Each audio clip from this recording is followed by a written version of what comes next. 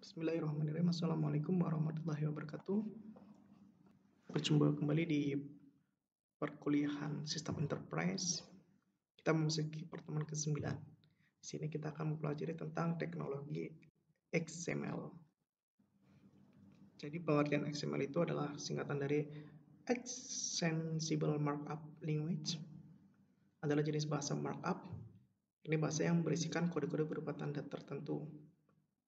Biasanya itu kurang dari atau dan lebih dari sebagai tagnya.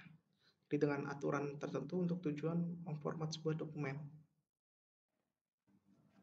Untuk evolusi dari XML itu sendiri itu dikembangkan mulai tahun 1996 dan mendapatkan pengakuan dari W3C pada Februari 1998. Teknologi yang digunakan XML itu berupa turunan dari HTML. XML itu mengadopsi bagian paling penting pada HTML dan dengan pertemuan pada pengembangan HTML menghasilkan markup language yang tidak kalah hebatnya dengan HTML. Jadi kalau misalkan kalian itu seorang blogger atau pernah pakai Blogspot, nah itu kalau misalkan mau memindahkan template yang dimana di situ ada otomatis langsung ke perintah-perintah programnya, itu adalah bahasa pemrograman XML. Bisa kalian buka di Blogger, kemudian template di situ. Jadi kalian tahu itu bahasa XML dan sebenarnya fungsi itu apa sih, sehingga bisa menampilkan dan membuat aksi pada blog yang kita buat. Dan bagaimana XML itu bekerja? Itu XML dapat mendefinisikan sekumpulan tag yang tak terbatas sesuai dengan keinginan. Dan XML itu dapat bekerja dengan cross platform. Bisa dilihat di sini. Itu klien itu ibaratnya komputer yang dioperasikan. Itu mengirim XML dokumen ke sebuah web server yang nantinya itu web server masuk ke application server, di mana di application server ini itu sudah terintegrasi dengan relation database-nya dan non-relation database.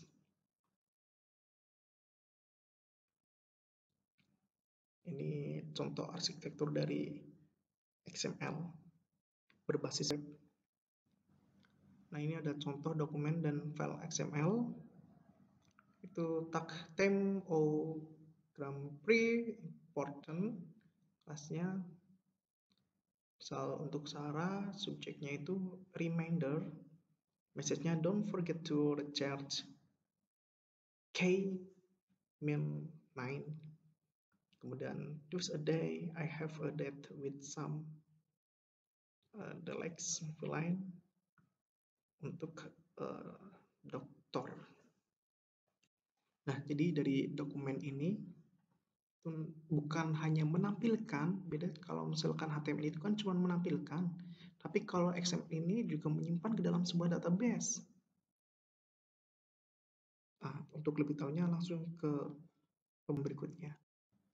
Oke, dokumen XML itu terus menggunakan elemen yang ditandai dengan tag pembuka. Tag itu yang ini ya, kayak tanda kurang dari, dan tag penutup dan atribut elemen. XML itu mengizinkan kita untuk menamai atau mendefinisikan tag sesuai dengan keinginan kita. Tidak seperti HTML yang dibatasi penggunaan nama tag. Jadi di tag XML itu kita bisa membuat tag sendiri. Contoh tadi ya, kayak ada yang tagnya itu panjang. Nah, itu kita buat sendiri, bukan kita panggil. Tapi kalau misalkan HTML itu kita panggil. Misalnya tag body, kemudian tag apapun itu udah ada di HTML, kita tinggal memanggilnya saja. Itu perbedaannya. Nah, mengapa menggunakan XML? Itu XML memisahkan data dari HTML. Itu memudahkan dalam display data yang dinamis karena tidak perlu mengedit HTML setiap kali data berubah. Jadi kalau misalkan HTML itu kan itu cuma menampilkan, tapi kalau misalkan XML itu itu lebih dinamis karena apa ya? Karena itu memang data yang tampil itu bisa langsung diedit saja seperti itu. Kemudian dengan XML itu data disimpan pada file yang berbeda, sehingga HTML hanya untuk layout dan desainnya saja. Dengan sedikit JavaScript kita bisa membaca file XML dan mengupdate isi data di HTML. XML juga memudahkan pembagian dari data. Komputer dan database bisa saja lintas platform dengan format yang berbeda-beda. XML itu disimpan dalam bentuk plain text yang tidak bergantung pada software dan hardware. Hal ini mempermudah membagi data pada aplikasi yang berbeda. XML ini bisa ditemukan di ini kayak bahasa pemrograman tambahan. Jadi kayak misal di website itu di blog ada, kemudian di Java itu juga ada bahasa XML-nya di situ. Tapi itu bukan hanya untuk aksi menyimpan, kemudian bukan hanya aksi menampilkan layout, tapi XML itu bisa menyimpan sebuah data, kemudian menampilkan sebuah data tersebut. Dan menyimpannya tentunya di folder yang dipersiapkan. Oke, dengan alasan yang sama itu XML memudahkan pengiriman data karena lebih cepat, kemudian memudahkan pergantian platform karena fleksibel, kemudian menjadikan data kita more available, selalu tersedia.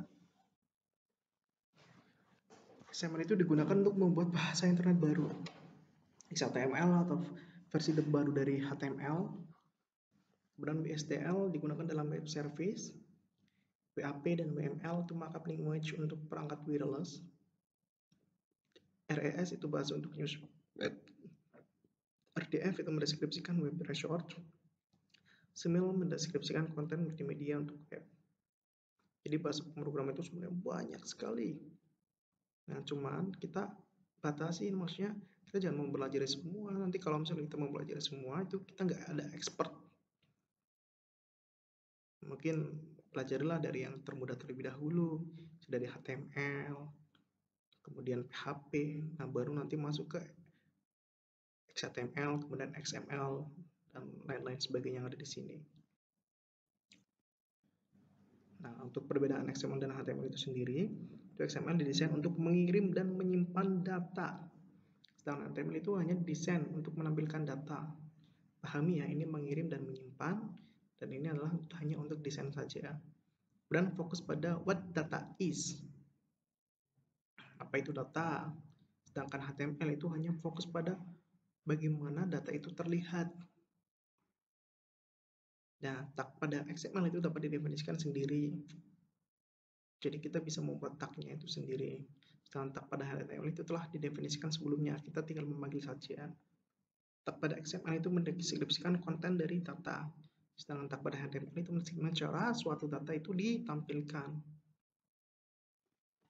Untuk aturan XML, itu dokumen XML digunakan untuk mendeskripsikan sendiri dokumen tersebut dengan sintak yang sederhana. Nah, contohnya itu XML version 1, encoding ISO 88591.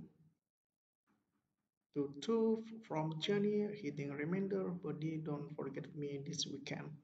Menyimpan dan menampilkan kan. Nah, kemudian bagian pertama adalah tag XML itu mendefinisikan versi XML-nya dari versi 1 dan encoding yang digunakan. Nah, encodingnya tadi ya cukup panjang ya, nanti dibaca kembali. Kemudian bagian note ini adalah elemen root dalam dokumennya. Dan bagian 2 from heading dan body itu mendeskripsikan child element dari elemen node. Jadi tag-tag ini itu di dalam sebuah tag node atau child anak. Nah, tag XML harus memiliki tag penutup. Nah, contoh ini paragraf pertama, paragraf kedua. Tag tunggal hanya diperbolehkan untuk elemen kosong. Contoh penulisannya sebagai berikut. Nah, elemennya kosong, gak ada isinya, jadi langsung ditutup aja. Biasalah setiap membuat dokumen XML diawali dengan heading standar XML.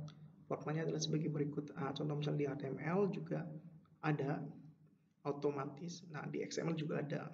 Nah, ini tagnya. Kemudian heading berfungsi untuk mendefinisikan versi, kemudian definisi entitas, tipe encoding, dan top type. Ini hampir sama dengan HTML. Wajib menyertakan nomor versinya. Tag XML adalah case sensitif, itu membedakan antara huruf besar dan kecil. Jadi kalau misalkan yang seharusnya huruf kecil ditulis dengan huruf besar, itu maka kalau misalnya di running itu nggak berjalan. Nah, contoh kita lihat contoh yang salah. Buku judul, nah ini J-nya besar. Ini harusnya J-nya itu kecil. Nah, kemudian ini buku, harusnya di sini bukunya juga kecil, bukan buku besar. Kalau misalnya kayak gini di running nggak bakal jalan. Oke, kemudian semua tag XML harus tersarang dengan benar dan tidak terbalik-balik. Nah, contohnya itu BI, text is bold and italic wrong. Nah, ini B ini depan, jadi di sini paling belakang. Kalau misalnya kayak gini ya salah, ini nggak nutup. Nah, ini yang benar nih, B, I, ini yang benar. Nah, kemudian itu semua dokumen XML harus memiliki elemen root. Elemen itu adalah elemen teratas yang memiliki tag penutup. Nah, contohnya ini ada orang tua, anak. Nah, nama anak harus tutup. Nah, anak tutup anak, orang tua tutup orang tua. Seperti ini. Contohnya halaman orang tua adalah elemen rootnya. Ini ciri-cirinya ya. Kemudian nilai atribut harus diupdate dalam tanda petik ganda. Contoh misal atribut 1.0 ada petik gandanya, kemudian atribut tanggal juga ada petik duanya. Nah, kemudian aturan XML yang ke-8 itu dalam XML karakter white space atau spasi itu dibaca dengan karakter spasi. Dalam HTML lebih dari satu karakter white space dihilangkan sehingga hello spasi my name is Tov akan menjadi hello my name is Tov. Namun dalam XML karakter white space tetap dibaca sebagai karakter white space.